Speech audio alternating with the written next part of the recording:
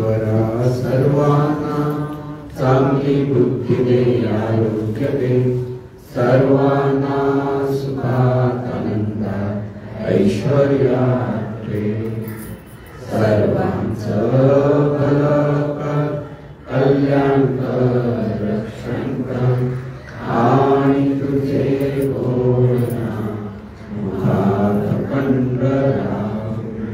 सद्गुरुनाथ महाराज सद्गुरु पैमावली मातोश्री माई यांना प्रथम कृतज्ञपूर्वक वंदन.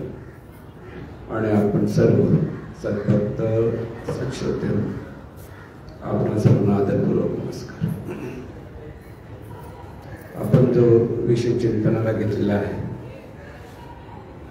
म्हणजे परमेश्वर. गेल्या वेळेला महत्वाचा मुद्दा सांगत असताना सर्वसाधारणपणे लोक परमेश्वर म्हणून परमेश्वराची जी भक्ती करत असतात त्यावेळेला परमेश्वराचं सत्य स्वरूप लक्षात न घेता परंपरेने जी कल्पना आलेली आहे परमेश्वराची केलेली आहे त्या अंगाने ते भक्ती करत असतात. म्हणून सर्वात महत्त्वाचा मुद्दा सांगत असताना परमेश्वर म्हणजे मूर्ती नव्हे,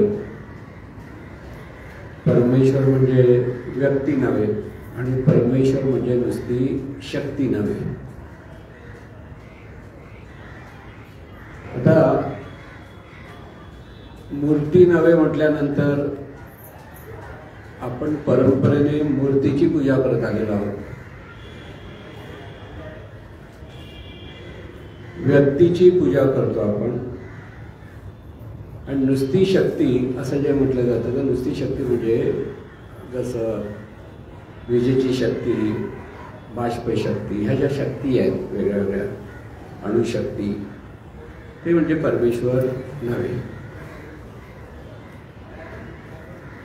कारण परमेश्वर हा अनंत आहे. पहिली ओळख जी सांगितली गेली वेदांनी, अदृश्य आहे, अव्यक्त आहे, अजर आहे, अमर आहे.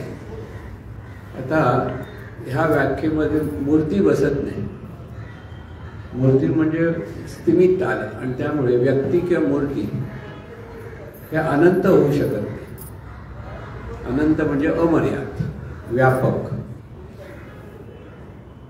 आणि त्यामुळे आपण जेव्हा मूर्तीपूजक किंवा मूर्तीपूजा करत आलेलो आहोत ते आपल्या ऋषीमुनींनीच सांगितलेली पूजा करत आहोत. खरंच बघायला गेलं तर म्हणजे अगदी पुराण काळापासून मूर्तीपूजा सुरू झालेली आहे. व त्याचा मुख्य हेतू हाच होता की परमेश्वराचं जे सत्य स्वरूप आहे ते पहिलं लक्षात घेऊ, म्हणजे आपण मूर्तीपूजाकडे का वळलं ते कळेल. परमेश्वराचं जे सत्य स्वरूप आहे त्याच्या 3 अवस्था आहेत. मुळात असलेला परमेश्वर निर्गुण निराकार परमेश्वर आहे.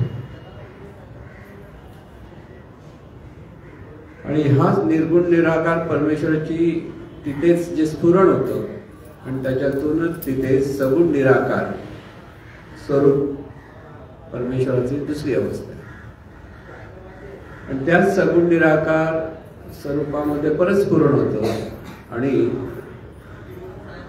हे विश्वरूप जे आपण ज्याला म्हणतो ते सगुण साकार रूप परमेश्वरच त्या रूपाने प्रगट झाले. 3 अंगाने ही परमेश्वरी शक्ती विश्वामध्ये आहे.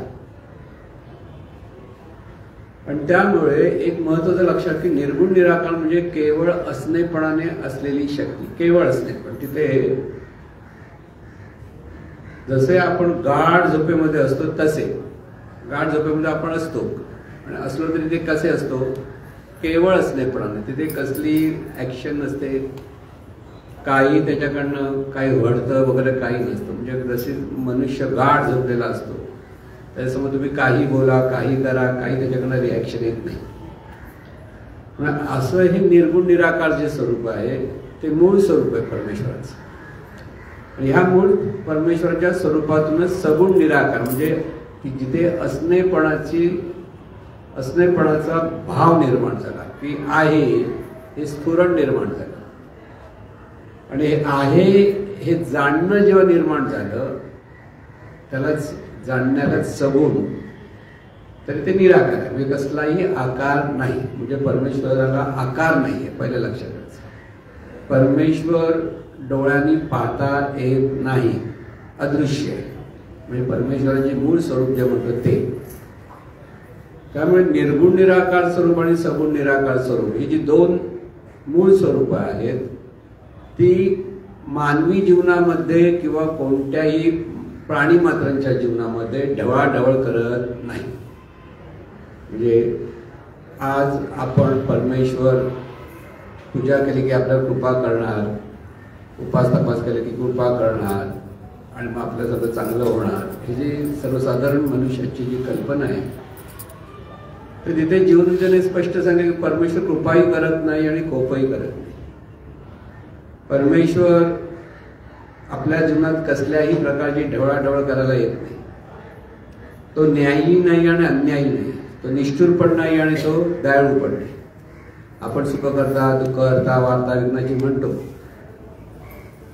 पण निर्गुण निराकार स्वरूप आणि सगुण निराकार स्वरूप आहे, यांचं कार्य जे आहे ते आपल्याला स्पष्ट समजलं पाहिजे. प्रत्येक त्या अवस्थेमध्ये विशिष्ट वेगळ्या वेगळ्या पद्धतीने कार्य आहे. केवळ असणेपणाचं असतं, तिथे काही देणं घेणं करणं बिणं काही नाही, केवळ आहे.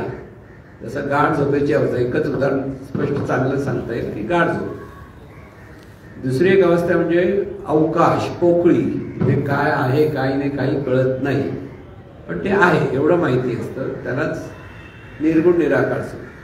पण त्या स्वरूपात कुठेही आपल्या मानवी जीवनात ढवळाढवळ होत नाही. किती तुम्ही पूजा करा, काही करा, तिथे काही फरक पडत नाही.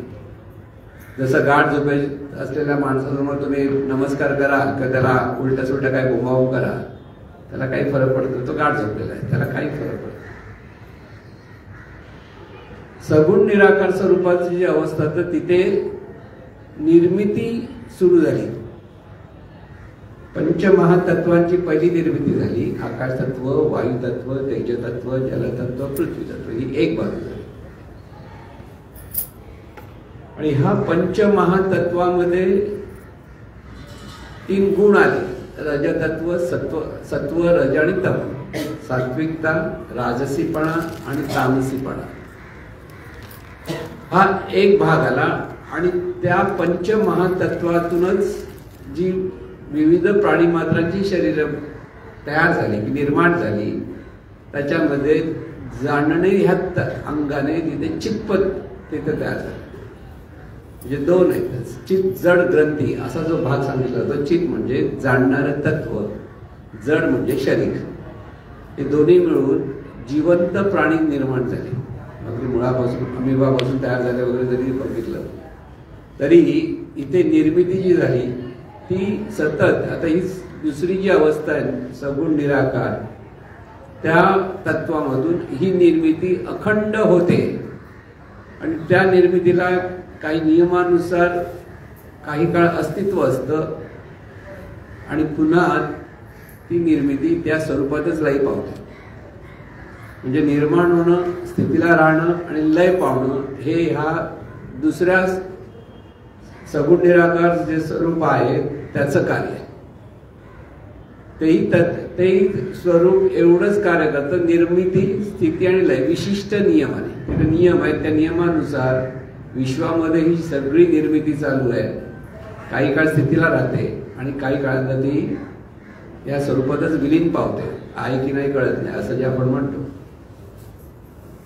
म्हणून दुसरं जे आहे तेही आपल्या मानवी जीवनामध्ये दुसऱ्या कसल्याही प्रकारची ढवळाढवळ करत नाही. या नियमानुसार निर्माण होणं, स्थितीला राहणं आणि लय पावणं एवढंच ते कृती कार्य आहे. म्हणून परमेश्वर आपल्या जीवनात कसल्याही प्रकारची ढवळाढवळ करत नाही, जीवनविद्या सांगते, कारण ते तसं कार्यच आहे.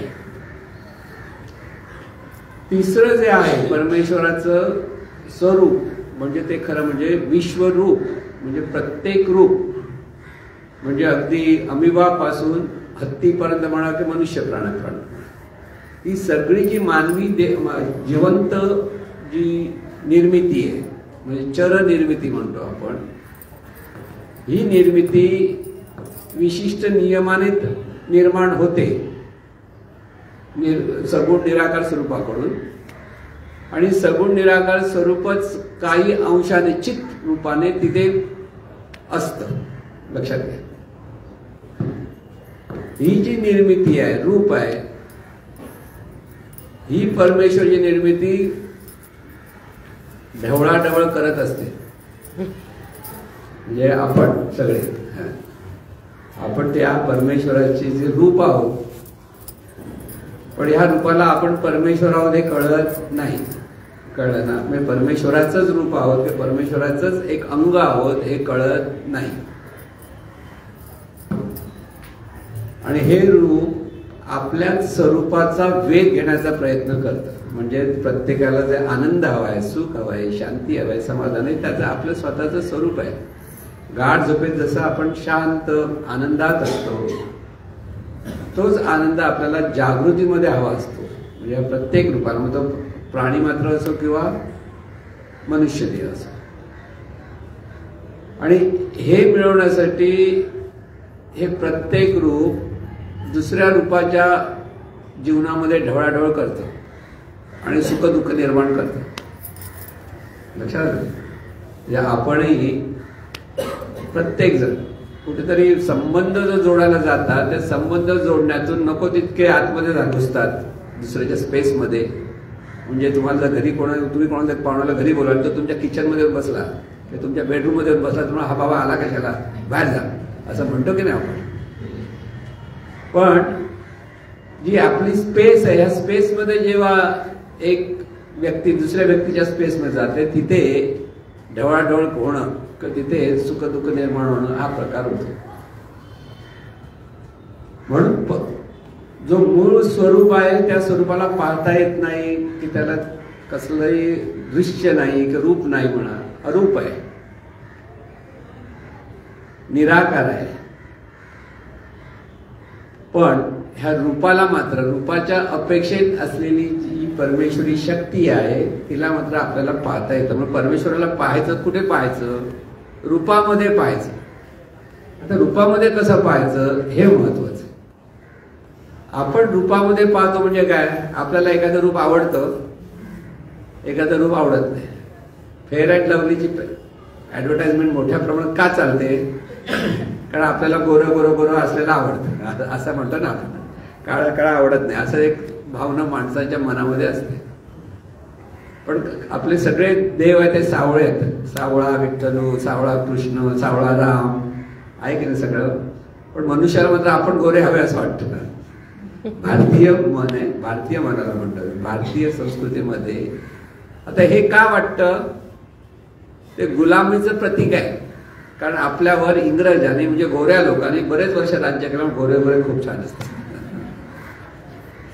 अंतर मनामध्ये गेलेलं ती गोष्ट आहे, कळलं ना. म्हणजे सुरुवातीला ते गोरेपणाचं एवढं हे नसणार, पण 100 वर्षाहून अधिकच म्हणायला पाहिजे.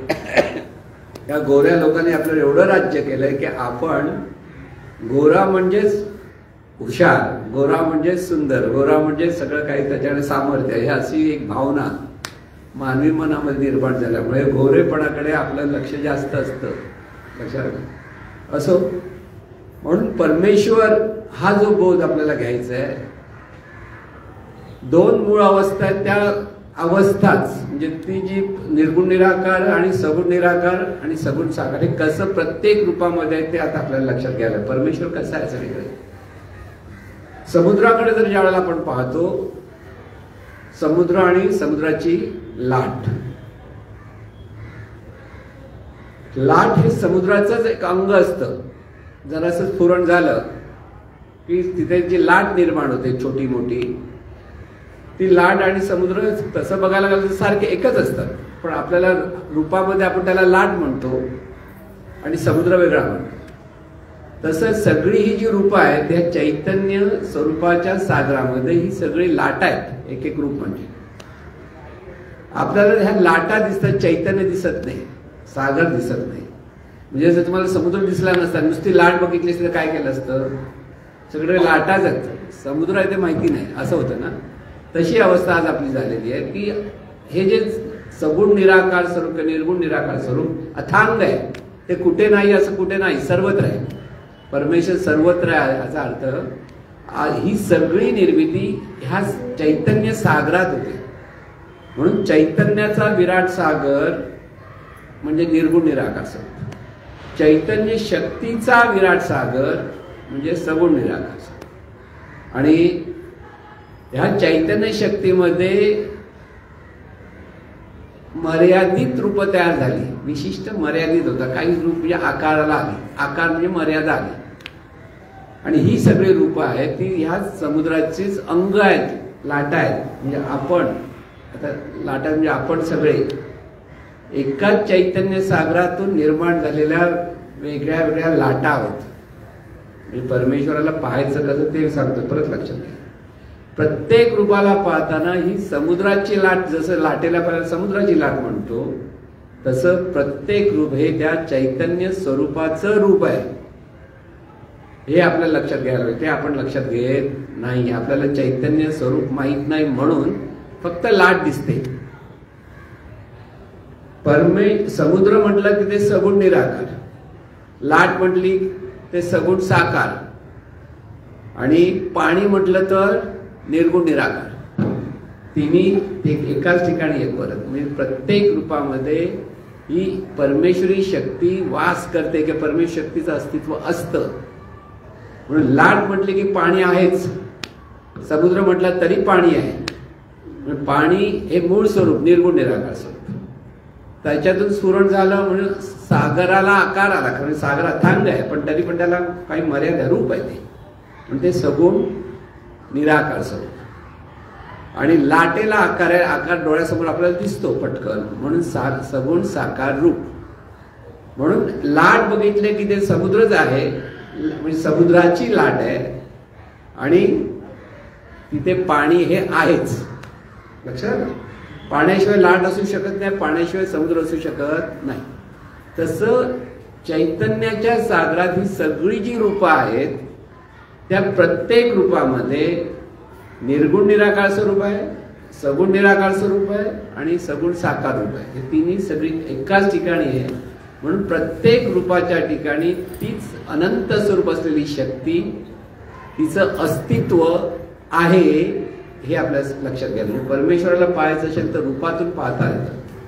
स्वरूपाच्या अपेक्षेत परमेश्वराला कधीही पाहता येणार नाही, कारण निर्गुण निराकार सगुण निराकार असल्यामुळे आपल्या पंचज्ञानेंद्रियांना आकार पाहण्याची सवय आहे, दृश्य जगत पाहायची सवय आहे, रूप पाहायची सवय आहे. तेवढीच मर्यादा आहेत ज्ञानेंद्रियांची.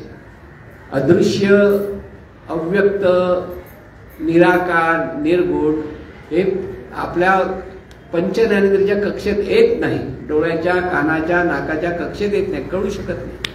म्हणून परमेश्वराला पाहता येत नाही, पण रूपाच्या अपेक्षेत तो परमेश्वर आहे हे आपण जाणू शकतो, अनुभवू शकतो. आणि हे सतत अनुभवता आलं तर परमेश्वराला आपण पाहू शकतो रूपाच्या अपेक्षेत. परत लक्षात घ्या, कोणतंही रूप पाहिलं की तिथे निर्गुण निराकार स्वरूप आहे, सगुण निराकार स्वरूप आणि सगुण साकार रूप आहे. प्रत्येक रूप हे चैतन्य स्वरूपाचं रूप आहे. आई म्हणते माझं मूल आहे, आईची खरी कल्पना आहे, ते चैतन्य स्वरूपाचं रूप आहे. स्वतः आई सुद्धा चैतन्य स्वरूपाचं रूप, वडीलही चैतन्य स्वरूपाचं रूप आणि मुलंही चैतन्य स्वरूपाचं रूप. मग माझं इथे काही उरत नाही, आहे ते सगळं परमेश्वराचं आहे. ही भक्ती आपल्याला करता आली. लक्षात घ्या, ही जी भक्ती म्हटली जाते ती भक्ती म्हणजे काय, ही सर्व रूप चैतन्य स्वरूपाची आहेत, सोप्या भाषेत भगवंताची आहेत किंवा परमेश्वराची आहेत. हे जे संत सतत सांगत असतात त्याचा हा बोध आपल्याला कळला पाहिजे. आणि ही सत्य वस्तुस्थिती आहे. आपण गाढ झोपतो तेव्हा आपण निर्गुण निराकार असतो. जागे झाल्यावर जस्ट जागे झाल्यावर आपण आहोत हे जाणणं जे आपल्याकडे होतं, उठलो असं जे जाग आली असं जे आपल्याकडे क्षणभर जे स्मरण असतं ते सगुण निराकार असतं. आणि मग थोड्या वेळाने चांगले जागे झाल्यामुळे आता हे करूया, ते करूया, इथे जाऊया, तिथे जाऊया, हे सगळे विचार सुरू होतात. ते म्हणजे सगुण साकार रूपाचे विचार सुरू झाले. म्हणजे परमेश्वरी शक्ती प्रत्येक रूपातून ह्या पद्धतीने अस्तित्व तिचं असतं, त्या ईश्वरी परमेश्वरी शक्तीचं, आणि तिचं कार्य रूपातून चालतं. एवढं जर कळलं माणसाला, प्रत्येकाला, तर परमेश्वराबद्दलच्या सगळ्या अंधश्रद्धा दूर होतील. मग आपण म्हणतो पूर्वजांनी आपल्याला मूर्तीपूजा का सांगितली? कारण मुळात हा निर्गुण निराकार स्वरूप कसा आहे की कितीही वर्णन केलं तरी लक्षात येऊ शकत नाही. म्हणून ही जी पुराणं लिहिली ती व्यास महर्षीने लिहिली. ज्यांनी भगवद्गीता सांगितली, भगवद्गीता महाभारतात भगवद्गीता व्यास महर्षीने ग्रथित केली. म्हटलं ग्रथित म्हणजे शब्द त्याचे मांडले, त्यांनीच पुराणं लिहिली. कारण लोकांना निर्गुण निराकार, सर्वसाधारण माणसाला निर्गुण निराकार सगुण निराकार समजण्याच्या पलीकडे होतं. मग परमेश्वर आहेच, आणि तो परमेश्वर माणसासारखा दिसतो, म्हणजे आपण सगळे माणसं त्या परमेश्वराची रूप आहेत हे सांगण्यासाठी सगळ्या देवदेवता कोणाच्या रूपामध्ये आहेत? सगळं मनुष्य देवते. जर सिंहाला वाटलं असतं आपल्याला परमेश्वर पाहायचं असेल तर सिंहाची तोंड असलेला परमेश्वर बघितला असता. तर तशी बुद्धी असेल सिंहाकडे तर मग सिंहाला माणूस परमेश्वर नाही दिसला, त्याला सिंहाची रूप निर्माण दिसेल ती दिसते. आपण आज परमेश्वर मूर्तीची पूजा जी करायची असते ती मूर्तीची पूजा म्हणजे आपल्याला त्या मूर्तीकडे पाहून आपल्याला निर्गुण निराकार आणि सगुण निराकार स्वरूपाचं स्मरण होण्यासाठी मूर्ती पूजा आपल्याला ऋषीमुनींनी सांगितलेली आहे. मूर्ती म्हणजे परमेश्वर नव्हे, म्हणजे मूर्तीचं जे नियम आहेत ते नियमाप्रमाणे ती प्रतिक्रिया देऊ शकते, प्रतिक्रिया मिळते. मूर्ती काही करत नाही, परत लक्षात घ्या. पण मूर्तीकडे का, मूर्ती हे त्या स्वरूपाचं प्रतीक म्हणून पाहता आलं पाहिजे. इथे प्रतीक आहे. महाजना विषय सुंदर मांडलाय. आपल्या हिंदू स्त्रिया पूर्वीच्या, आताच्या म्हणत नाही, सौभाग्यवती म्हटल्यानंतर कपाळावर कुंकू लावतात. कशाचं प्रतीक आहे? नवऱ्याचं प्रतीक आहे. पण कुंकू म्हणजे नवरा नाही. तसं असतं तर काय झालं असतं माहिती सांगू? तुमच्या हातामध्ये मुठीमध्ये तो नवरा राहिला असता सगळ्या बायकांच्या. का? जरा हुशार गेले कुंकू हलवायचं की तो तिथे हल्ला. झालं असतं की त्यामुळे नवरा कधीच हुशारी करून अरे बाबा कुंकूला हात लावून थांब जरा मी बोलतो, तू काय म्हणते तर ऐकतो म्हणाला असता. पण नशीब नवऱ्यांचं सगळं. हे प्रतीक आहे. कुंकू हे प्रतीक आहे. आजच्या मुली लावत नाहीत, लग्न झालेल्या पण मुली लावत नाहीत, त्यांना आवडतच नाही म्हणत. काय आता जुन्या काळातले जे लोक आहे बापरे हिच्या कपाळात कुंकू नाही म्हणजे काय असं वाटतं की आईकडे ओरडतात. पण आजकाल ती फॅशन आहे, लावायचं काय गरज नाही. मंगळसूत्र म्हणजे प्रतीक आहे, पण आजकालच्या मुलींना मंगळसूत्र पण घातलंच पाहिजे असं काही वाटत नाही. त्यामुळे ते लग्न झालेल्या आहेत की नाही लावल्या हे कळत नाही. परत होतं ना बऱ्याच वेळा, बघा तुम्ही फॅशन करा. पण हे प्रतीक आहे. आपल्या हिंदू संस्कृतीत प्रतीक आहे. काही संस्कृतीत अंगठी घातली जाते, पण निम्या प्रतीक केली जातात. पण ते प्रतीक म्हणजे नवरा नाही किंवा लग्न झालेला आहे की नाही ते आहे म्हणून लक्षात ठेवायला पाहिजे. तसं प्रत्येक मूर्तीची पूजा आपण करत असताना ते अनंत स्वरूपाचं स्मरण करण्यासाठी आपण ती पूजा केली पाहिजे. मग ती पूजा करताना पुरोहित वर्गाने स्वतःच्या पोट पाण्यासाठी त्या पूजेचे निरनिराळे वर्णन केली. मग गणपतीला दुर्वा पसंत आहे, शंकराला बेल पसंत आहे, विष्णूला तुळस पसंत आहे. यांच्या कानात येऊन कोणी सांगितलं? कारण गणपती, विष्णू, कृष्ण ही त्या ऋषीमुनींनी त्यांच्या कल्पनेतून निर्माण केलेल्या देवता आहेत. त्यांनी कल्पनेतून केल्या, कारण त्यांची सद्गुण त्यांचं पुराणामध्ये वर्णन केलं की हा असा देव आहे, ह्याचा असा राग येतो की असा राग येत नाही, असं तुमच्या मदतीला येतो असं मदतीला येत नाही. हे सगळं त्या काळामध्ये लिहिलं. ते एक गोष्टी रूपाने लिहिलं गेलं आणि त्या गोष्टीमध्ये अनेक अनेक भर घालत गेली तर मोठं पुराण तयार झालं. लोक तेच पकडून बसले. पण मूळ जे होतं की ही फक्त प्रतीक आहे. तिथे जसं आपल्या आई वडील नाहीत समजायच्या एखाद्या व्यक्तीला, ते तो काय करतो, फोटो लावतो. फोटो म्हणजे आई वडील नाहीत. फोटो म्हणजे आई वडील आहेत का, नाही, पण फोटो पाहून आई वडिलांचं कृतज्ञतेने स्मरण करण्यासाठी तो फोटोचा उपयोग होतो. मग त्या फोटोला जरा कोणीतरी इकडे तिकडे हलवलं, उलट सुलट केलं तरी राग येतो त्या माणसाला. का? कारण त्याच्या भावना जेव्हा घालून बसलाय तो की नाही, तो फोटो म्हणजे माझ्या आई वडिलांचा. तिथं दुसरं कोणी काहीतरी उलट सुलट करायचं की इकडचा फोटो तिकडे हलवला तरी त्याला आवडत नाही. ही भावना आहे. पण मुळात त्याला त्याच्या मनामध्ये आई वडिलांच्या स्मरणासाठी त्याने फोटो लावलेला आहे.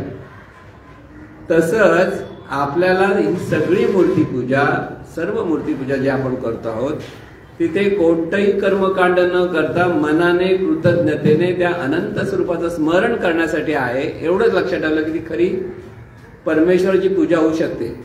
फोटो परमेश्वरचा ठेवला आणि तिथे आपण अगदी मनापासून नमस्कार केला. कोणाला नमस्कार केला? फोटोला नाही, फोटोला पाहून त्या अनंत स्वरूपाला नमस्कार केला तर बरोबर. आईचा फोटो पण आईचं अगदी कृतज्ञतेने स्मरण केलं तर बरोबर. नाही तर आईच्या फोटोला हार घालतो पण आईचं स्मरण केलं. आई असताना त्याच्यावर आईला विचारलेलं नाही, त्या वडिलांना विचारलेलं नाही का, पण तो आता लोकांना कळण्यासाठी ठेवतो आईच्या वडिलांच्या. अशी पण लोक आहेत. तो ढोंगीपणा झाला, दांभिकपणा. त्यामुळे इथे परमेश्वराचं जी मूर्तीपूजा, म्हणजे आज आपण मागे गणपती आणला, कोणी आणला? आपण आणला. कुठून आणला? दुकानातून आणला, पैसे देऊन आणला. देवाला विकत घेतलं. आपला कल्पना, आपण देवाला विकत घेतो आपण. बरं, तो आणला, मग त्याच्यावर परत प्राणप्रतिष्ठापना केली. म्हणजे काय गंमत आहे बघा, ह्याचे प्राण ज्याच्या हातात आहे. म्हणजे आपल्या प्राणावर आपला हक्क सांगता येत नाही, तो दुसऱ्याचे प्राण निर्माण करतो. ही कल्पना नाही का? पण ती पण आपण मान्य करतो, कारण सगळी कल्पना आहे. पूजा अर्चा करताना बघा काय करतात, मूर्ती अशी तिला आंघोळ घालता येत नाही, मग असं पाणी शिंपडतात. मूर्ती आंघोळ केली, कल्पना आहे ना, पण आपल्याला ते कळत नाही. आपण हात जोडू, हो केली म्हणतो, भावना. मग वस्त्र घातलं, त्याला वस्त्र घालता येत, मग कापसाची वाद गोल गोल गोल केले, टाकले आतमध्ये, अरे वस्त्र घातलं, आपण पण हो म्हणतो. विचारू शकत नाही, आपलं डोकंच नाही खरं त्यावेळेला, का आपण परंपरेने ते ऐकत आलेलं आणि तेच बरोबर वाटतं. तुम्हाला असं कपडे घातले नाही, कापसाच्या वाती टाकले, चाललं असतं का? आणि म्हणाले कपडे घातले, कसले कपडे घातले म्हणतो, झालं असतं ना. पण हे आपल्या लक्षात येत नाही, ह्या गोष्टी आपण करतो. पण पुरोहित वर्गाने आपल्याला अशा कल्पनेमध्ये इतकं गुंतवून टाकलेलं आहे, आणि ते संस्कृतमध्ये बोलतात, मराठीमध्ये बोलायचं म्हणून अरे हे असलं कसली पूजा म्हणाल. लक्षात दे, संस्कृत काहीतरी मोठं काहीतरी स्तोत्र म्हणतोय, म्हणून स्तोत्र काहीच नसतं. म्हणजे अगदी वस्त्र घेतलं, हे आंघोळ केली, इतपत झालं की मग प्रसाद चढवला, भोग चढवला म्हणजे असं केलं की तर खाल्लं त्याने. तुम्हालाही पण तुमच्यासमोर जेवण करणं असं करा, चला तुम्हाला भोग मिळाला, चला ताट उघडून ठेवा, चालेल? नाही चालणार. पण कल्पनेतून आपण सगळ्या गोष्टी, म्हणजे भातुकलीचा खेळ कधी मुलं खेळतात त्याप्रमाणे आज बरेच लोक मूर्तीपूजेमध्ये इतके रममाण होतात आणि त्या परत समाधान करतात, हा आपण खूप छान पूजा केली. ही कल्पनेतून समाधान. खऱ्या परमेश्वराचं स्मरण जर करायचं असेल तर मूर्ती आणायला काही हरकत नाही, मूर्तीला नमस्कार करायला पाहिजे. एकत्र ते अनंत स्वरूपाचं रूप आहे, ते अनंत स्वरूपाचं स्मरण करण्यासाठी आपल्याला मूर्तीची पूजा अर्चा करायला सांगितली. पण खरं अनंत स्वरूपाचं रूप कुठे आहे? आपण सगळे मनुष्य देहातले जे आहोत तिथे ते अनंत स्वरूपाचंच रूप आहे. त्याला दुकानातून विकत आणावं लागत नाही, त्याच्यावर प्राणप्रतिष्ठापना करावी लागत नाही. त्याच्याशी प्रेमाने बोललं, कृतज्ञतेने बोललं की तुम्हाला ती पूजा निर्माण होते. म्हणून मनुष्याने मनुष्याची पूजा केली, ती सुद्धा परमेश्वराची पूजा ठरते. म्हणून आईची सेवा केली, वडिलांची सेवा केली, गरिबाची सेवा केली, ज्याला गरज आहे त्याला देणं ही सेवा केली, ती सगळी परमेश्वराची पूजा आहे. कारण तिथे ते चैतन्य स्वरूप त्या रूपामध्ये आहेच. हा बोध जोपर्यंत माणसाला कळत नाही तर माणसाने माणसाबरोबर माणसासारखं वागून परस्परांना सुखी करणं हा भागच बाजूला जातो. कुठे कोण कोणाला सुखी करायला धावत आहे? मला सुख हवं आहे, बाकीच्यांचे आपल्याला काय पडलेलं आहे? हा जो विचार आहे त्याला खरं कारण आपल्याला परमेश्वराविषयी कळत नाही. ते अनंत स्वरूपच प्रत्येक रूपामध्ये प्रगट आहे. आणि त्यामुळे जिथे जिथे त्या रूपाला जे जे गरज आहे ती जर आपण त्याला मदत करू शकलो तर खरी मदत करणं आहे. नेहमी म्हणतो ज्याचं पोट भरला त्याच्याजवळ बासूचे ताट ठेवला, रे जेव रे बाबा, जेव रे बाबा. तो नको मला माझं पोट भरलं म्हणतो तरी ते जेव्हा जेव्हा म्हणतो. ते दान धर्म नव्हे. ज्याला गरज आहे तिथे खरोखर मनापासून त्याला गरज आहे, त्याला भूका माणूस आहे, जेवला नाहीये, त्याला जेवण दिलं तर ते अन्नदान झालं. तहान लागलेला पाणी दिलं, पाण्याचं दान झालं. अत्यंत गरीब आहे, त्याला पैशाची खूप गरज आहे, तुमच्याकडे काही थोडेसे आहे तुम्ही दिले ते झाले. ही सगळी परमेश्वराचीच पूजा असते. परमेश्वराची पूजा म्हटल्यानंतर जी आपण कर्मकांडामध्ये करतो, म्हणजे फुलं आणली, फळं आणली, 5 पक्वानी सगळं आणलं, परत हार बीर अगरबत्ती वगैरे, ही सगळी आपल्या मनाला समाधान देणाऱ्या गोष्टी आपण करत असतो. म्हणून ज्या वेळेला गणपती येतो त्यावेळेला आपण घर स्वच्छ करतो. गणपती येणार मनामध्ये एक नवीन भावना तयार करतो. गणपती आपण आणतो तरी म्हणतो येणार म्हणतो, आपण आणतो. दुसरं कोण आणत रात्री घेऊन येतात, सगळं आला म्हणून सांगतो. पूजा अर्चा करून घेतो, त्याला सगळे केल्यानंतर फळफळावा देतो, परत सगळे लोकांना बोलवतो, चांगला अगरबत्ती लावला, सगळं सुगंधाने घर भरभरून वाहतं, मन प्रसन्न होतं. आरतीने पूजा करतो तर त्या मंद असं प्रकाशामध्ये आपल्याला बरं वाटतं. आपल्या मनामध्ये चांगल्या चांगल्या भावना असतात, त्यामुळे तिथे आनंद होतो. सगळे लोक तुमच्या घरी येतात जातात, तिथे त्या तुम्ही प्रेमाने बोलता, तिथे भांडत नाही म्हणून बरं असतं. तिथे जर भांडलात तर तुमच्या घरी बाजू राहतात. भांडतात कधी कधी लोक, पूजेच्या ठिकाणी भांडणारे लोक आहेत. तो भटजी जरी वेळेवर नाही आला तरी रागावतात त्याच्यावर, त्याला 10 पूजा करायच्या असतात. तर 10 पूजा त्याच्या पोटा पाण्याचा पैसा प्रश्न असं तुमचा नाही, आपण तो विचारच करत नाही. आणि त्यामुळे इथे परमेश्वराची भक्ती म्हणजे कृतज्ञतेने परमेश्वराचं स्मरण केलं पाहिजे. परमेश्वराची जी जी रूप आहे, ज्याला जिथे गरज आहे ती आपल्याला जर देता आली तर ती मदत करणं ही पूजा आहे. समजा नाही देता आलं तर मनातून त्याचं भलं होतं हा विचार करणं ही परमेश्वरी पूजा. विचाराच्या लेवलला पण आपण एखाद्याचं भलं व्हावं मनापासून म्हणतो. नाही देता येत तुम्हाला, मदत नाही करता येत, नका करू. देता येत तर केली पाहिजे असं काय नाही. आपल्या खिशात 5 रुपये आणि 5 रुपये देऊन मोकळा झाला आणि मोठा त्यागी झाला असं नाही. कारण परत तुला जेवायला पैसे नाहीत, मग तू परत कोणाकडे मागायला जाणार, उपयोग काय. त्यामुळे नाही दिलं पण त्याचं भलं व्हावं दे, त्याला कुठेतरी मिळावं ही इच्छा धरली तरी त्याचा ती सुद्धा पूजा असते. म्हणून इतरांप्रती सद्भावना, सत्कर्म, सद्विचार, सदाचार, इतरांना आपल्यामुळे जर आनंद होत असेल तर ती भगवंताची पूजा आहे. कारण तिथे फक्त स्मरण मात्र असलं पाहिजे. हे प्रत्येक रूप हे परमेश्वराचं रूप आहे, लक्षात घ्या. चैतन्य स्वरूपाचं, चैतन्य स्वरूपाला कसलाही आकार नाहीये, रंग नाहीये, रूप नाहीये, काही नाही. म्हणून संत नेहमी जे सांगतात ते लक्षात घ्या. हरिपाठ आपण रोज करतो. अव्यक्त निराकार नाही ज्या आकार, जेतुनी चराचर त्यासी भजे. स्पष्ट सांगितलं त्यांनी ज्ञानेश्वरांनी.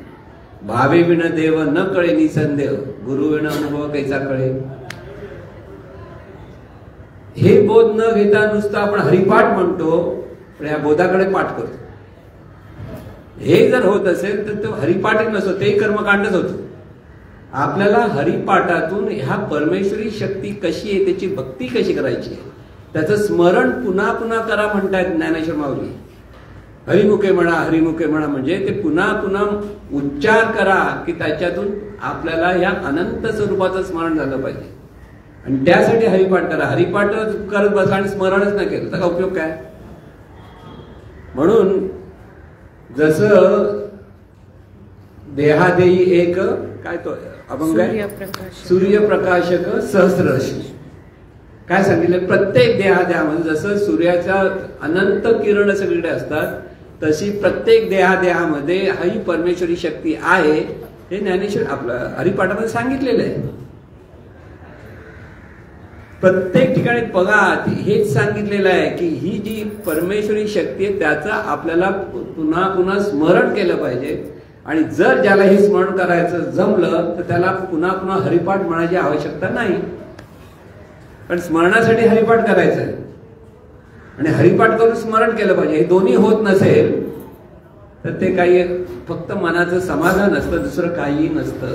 बऱ्याच लोकांना हे कळत नाही आणि त्यामुळे कर्मकांडात्मक अनेक गोष्टी होतात आपल्याकडनं आणि खरं परमेश्वराची पूजा किंवा खरी परमेश्वराची भक्ती होत नाही. म्हणून परमेश्वराची भक्ती म्हणजे मनापासून सर्वांचं भलं व्हावं, कल्याण व्हावं, कृतज्ञतेने प्रत्येकाशी आपला संबंध आपल्याला जोडता आला पाहिजे. प्रत्येकामुळे आपलं जीवन चाललंय. आपण म्हणतो ती सुद्धा ते परमेश्वराचंच रूप आहे. म्हणून आपल्या शरीराची काळजी घेणं ही सुद्धा भक्तीच आहे. लक्षात घ्यायचं, शरीराची काळजी घ्या, काळजी करू नका. ती काळजी घेतली पाहिजे आणि आपलं मन सतत प्रसन्न ठेवणं म्हणजेच परमेश्वराच्या स्मरणात राहणं. तुम्ही जर अखंड परमेश्वराच्या स्मरणात एखादी व्यक्ती असेल, त्याचं चित्त प्रसन्न असतं, त्याला काही फरक पडत नाही. ज्ञानेश्वरीमध्ये सांगितलंय की अमृताचा जैसा अमृताचा निर्झर प्रगटे जयाच्या जठरू तया शुद्ध तृषेचा अर्धरू काही नाही.